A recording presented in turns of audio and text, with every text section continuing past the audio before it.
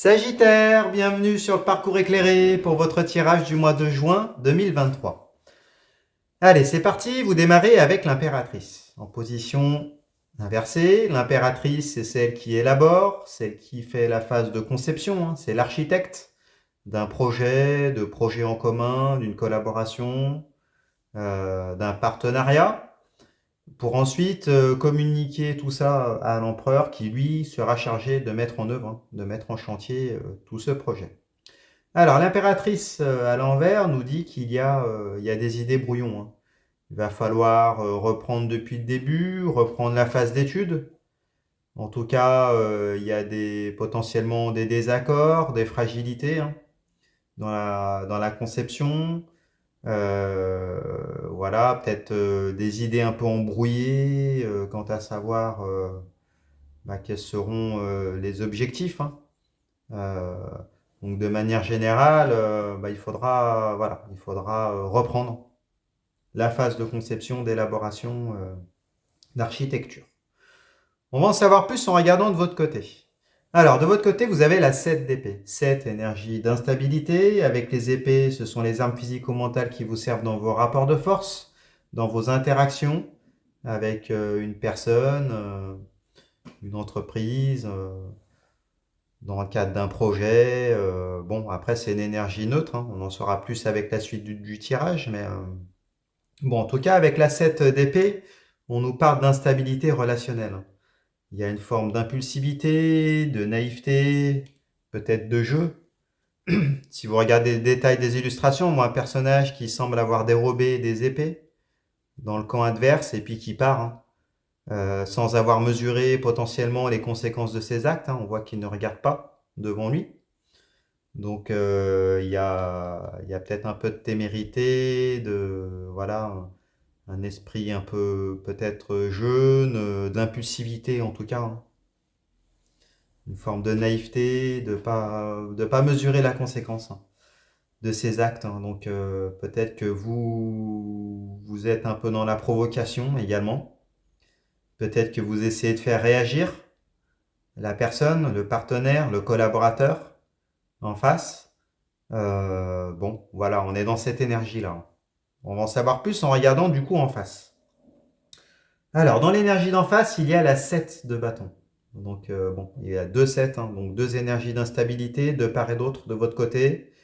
En face également, on est avec les bâtons. Dans l'énergie des bâtons, ce sont les faits énergétiques vitaux, ce qui nous anime, ce qui se consume, la santé, la sexualité, les désirs, les motivations. Par extension, il peut s'agir du travail également. Alors, avec la 7 de bâton, on nous parle d'instabilité énergétique, hein, euh, symboliquement. Donc, on voit un personnage qui est en hauteur et qu'on essaye de déstabiliser, de faire tomber de son piédestal et qui essaye de se défendre comme il peut. Alors, donc du coup, dans cette énergie-là, on voit que il y a deux possibilités. Soit cette personne essaye également de vous déstabiliser, euh, soit elle subit des provocations de votre part. J'ai l'impression que c'est un peu les deux, hein, comme s'il y avait un jeu entre vous, de provocation, voilà, pour faire réagir l'autre. Euh, un coup c'est vous, un coup c'est la personne en face. Il y a peut-être un jeu de suis-moi je te fuis-moi je te suis, possible, hein. En tout cas, c'est comme si vous cherchiez de part et d'autre à faire réagir la personne en face. Et du coup, parce qu'il y a des désaccords avec la carte de l'impératrice, ou alors des objectifs que vous êtes fixés, mais des désaccords dans la phase de conception, dans la phase d'élaboration. Bon, alors il peut s'agir d'une personne, hein, dans le domaine amoureux, amical, fraternel, et donc du coup, il y a un jeu de dupes, possiblement.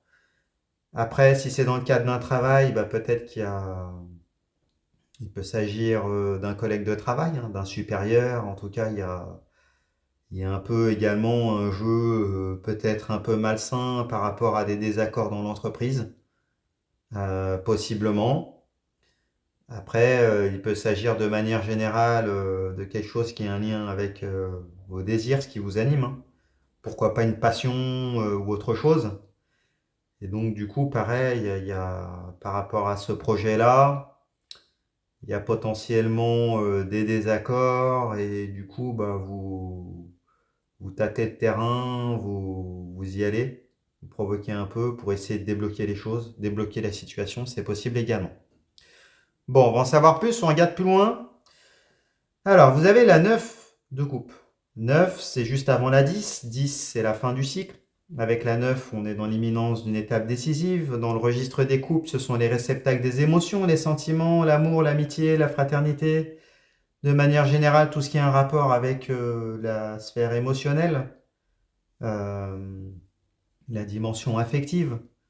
Avec la 9 de coupe, on nous parle d'une position d'attente, hein. On voit un personnage qui a exposé toutes ses coupes en arrière-plan, qui croise les bras et qui attend une réponse, hein, qui attend un pas, un engagement, euh, un pardon, une collaboration, des gages de manière générale, hein. Donc c'est de votre côté, donc vous êtes dans cette énergie-là, vous attendez que la personne en face se positionne et puis qu'elle amorce ce partenariat-là. Donc soit qu'elle revienne, si potentiellement il y a eu un peu provocation, jeu de dupe, et il y a peut-être eu une prise de distance, vous attendez le retour de cette personne, ou alors si vous êtes encore avec cette personne-là, vous attendez qu'elle s'engage plus fortement, qu'elle vous donne des gages euh, plus forts, hein. Voilà. En face, il y a l'énergie de l'ermite, l'arcane majeur.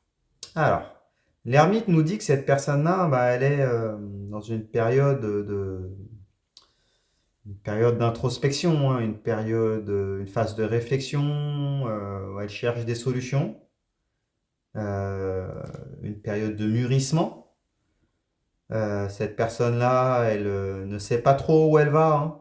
En tout cas, elle sait qu'elle doit trouver des solutions, elle doit avancer, elle doit guérir potentiellement, hein. Peut-être qu'elle n'allait pas bien ou elle ne va pas bien. Et donc, du coup, en tout cas, bon, elle est à l'endroit. Donc, semble-t-il qu'elle soit quand même dans une démarche positive, hein, d'arranger les choses. En tout cas, voilà, c'est un temps qui est plutôt long et qui, voilà, d'où une forme peut-être d'impatience, hein, de votre part, hein. On le voit, hein. Vous êtes en position d'attente, vous provoquez, vous essayez peut-être ouais, de provoquer le destin, d'accélérer les choses, hein, par rapport à cette personne-là, hein, qui, elle, doit trouver des solutions et puis se positionner également. Bon, on va regarder plus loin. Alors, de votre côté, la 7 de denier. 7 énergie d'instabilité. Donc, décidément, vous avez 2 7. Avec les deniers, on est dans la matérialité. Donc, l'argent, les richesses, les possessions. Le foyer, la matérialisation d'une relation. On est dans le cadre de projets également. Par extension, les sensations physiques au travers des 5 sens, hein, ce qui en découle. Donc avec la 7 de denier, on nous parle symboliquement d'instabilité matérielle, plutôt de dépendance matérielle. Vous voyez le personnage qui a planté ses deniers et qui espère une récolte abondante, hein, mais il y a plein de facteurs extérieurs dont dépend cette abondance. La qualité de la terre, la météo, la faune, la flore, les compétences du personnage, la qualité de la terre. Bon, semble-t-il que vous misez sur cette personne, cette relation, ce partenariat. Bon, ça peut être une amitié également, ou une passion, vous misez dessus. Mais vous savez qu'il y a des facteurs extérieurs dont va dépendre l'issue et l'abondance de la récolte, hein. D'ailleurs, elle est en position inversée, donc bon, c'est une seconde carte d'attente, hein, avec la 9 de coupe. La 7 de denier, c'est également une position d'attente, inconfortable. Donc bon, ça vient nous confirmer que vous êtes dans cette énergie-là. Alors pourquoi vous êtes dans cette énergie-là? Parce qu'en face, il y a la 3 d'épée. 3 énergies de défi. Les épées, ce sont les armes physico-mentales qui servent dans les rapports de force, les interactions entre cette personne et vous. Il y a peut-être un peu d'ego également, du coup. La 3 d'épée, elle nous parle d'un défi, hein. Un choix difficile à faire entre la passion, qui est matérialisée par le cœur, et la raison, hein, et potentiellement impliquant trois personnes, hein, qui sont matérialisées par les épées, trois relations, trois voies. Il va falloir faire un choix, mais un choix vraiment très difficile, un choix cornélien, qui est à faire dans une période sombre, hein. On voit le cœur qui s'élève au milieu des nuages, hein, d'un orage. Après, cette personne, elle en sortira grandie. Il y a un choix qui est difficile, mais il y a l'idée d'élévation quand même. Alors après, elle est en position retournée, ce qui n'est pas étonnant parce qu'il y a la carte de l'ermite à côté. Donc apparemment, on n'est pas encore totalement capable de faire ce choix, cette personne, hein, de choisir d'aller vers vous, de s'engager avec vous, de collaborer avec vous, d'investir avec vous. En tout cas, elle va devoir le faire, hein. Et elle le sait. Et elle cherche des solutions, des remèdes avec l'ermite pour pouvoir se positionner. Même si elle a conscience qu'elle n'en est pas capable, hein. Apparemment, elle a sûrement des blessures. Cette personne qu'elle essaye de guérir, hein. Peut-être un deuil d'une relation, d'une collaboration, d'un partenariat à faire potentiellement. Il y a peut-être ça qui est en jeu pour pouvoir aller vers vous. Il va falloir tourner le dos au passé et puis choisir, hein. Bon, apparemment, c'est compliqué. On va voir comment ça se termine du coup, ce tirage. Alors, à la fin, en carte de synthèse, vous avez, donc pour tous les deux, hein, la reine de bâton. Reine, énergie de maîtrise passive. Les bâtons, ce sont les flux énergétiques vitaux, ce qui nous anime, ce qui se consume, la santé, la sexualité, l'intuition, l'instinct, les motivations, les désirs, par extension le travail. Alors, avec la reine de bâton, c'est une énergie solaire, hein. La reine de bâton, elle tient un héliopsis dans la main. Elle a beaucoup d'énergie, beaucoup de vitalité, de force mentale, d'intelligence, de vivacité d'esprit, hein. Elle maîtrise le lion intérieur, la reine de bâton. C'est une personnalité solaire, sereine. Elle est capable de dompter les énergies occultes, les énergies négatives, hein, qui sont matérialisées par le chat noir, hein. En position inversée, ben, ça n'annule pas cette énergie, mais il y a un peu l'idée de gaspillage, de se laisser submerger par les mauvaises pensées, qui sont symbolisées par le chat noir, hein. Donc, bon, semble-t-il que ça va quand même aller dans le bon sens, mais il y aura peut-être voilà, peut-être une fatigue qui sera là, peut-être un peu de dépression au sens symbolique, dans la mesure où il y aura une partie d'énergie qui sera gaspillée, qui sera un peu mangée par des mauvaises pensées, euh, par ce chat noir, hein, qui est là, hein.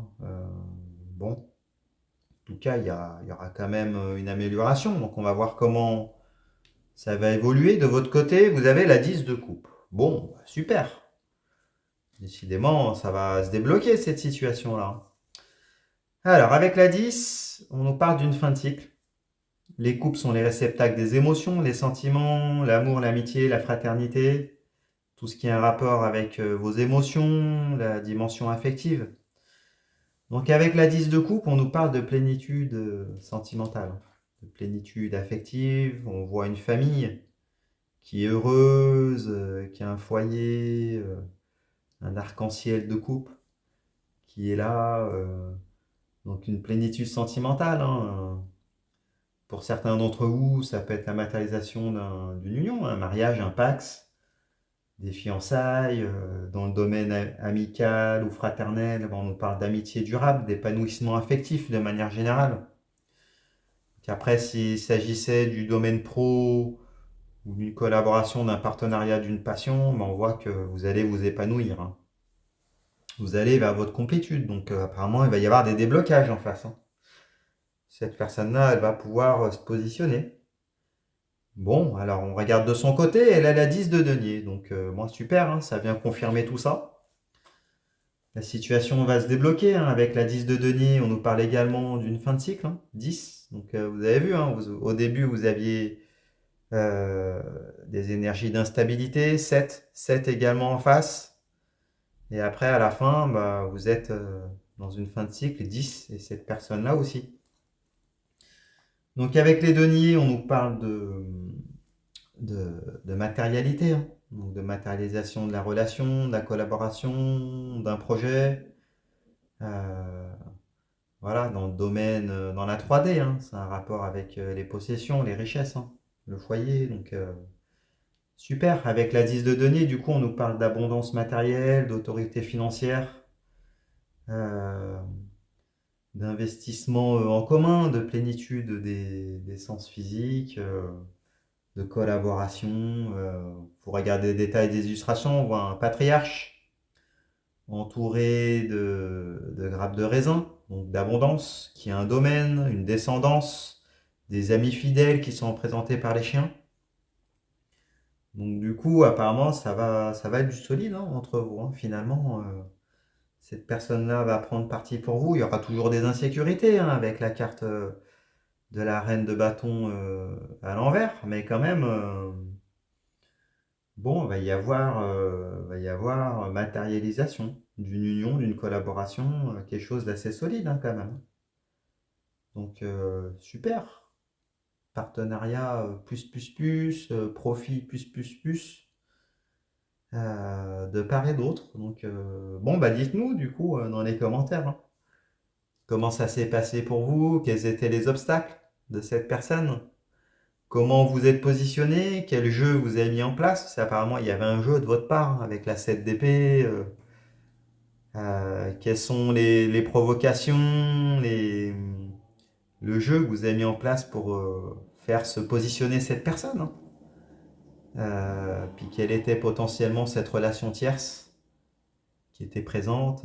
Partagez dans les commentaires. Et puis bah écoutez, j'espère que ce tirage vous a plu. Si c'est le cas, mettez-moi un pouce, abonnez-vous, allez voir les autres tirages pour votre signe lunaire, votre signe ascendant, pour avoir des compléments d'information. Je fais des consultations privées également, j'ai un site internet sur lequel vous pouvez prendre rendez-vous, leparcourséclairé.com. Je réponds à toutes vos questions. Et puis bah écoutez, je vous remercie et puis je vous dis à bientôt. Au revoir.